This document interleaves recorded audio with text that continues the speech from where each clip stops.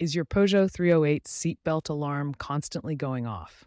It's a common problem, often linked to either the buckle sensor, the occupancy sensor, or the system's settings. First, identify the likely cause. If the alarm sounds even when the seat is empty, suspect the occupancy sensor. If it happens when the belt isn't clicked in, even briefly, focus on the buckle sensor. False alarms can also arise from software glitches.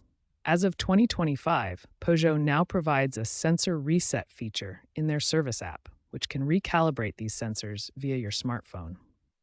Start with this non-invasive method to see if it resolves the issue. For buckle sensor issues, try cleaning the buckle mechanism with isopropyl alcohol to remove debris or corrosion, as this is a common cause of false alarms. For occupancy sensor problems, ensure there are no heavy objects on the seat that might trigger the sensor.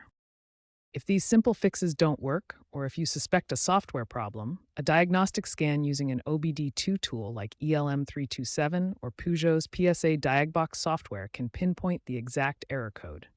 For persistent issues, especially with newer models, 2008 plus, a visit to an authorized dealer might be necessary for sensor replacement or software updates.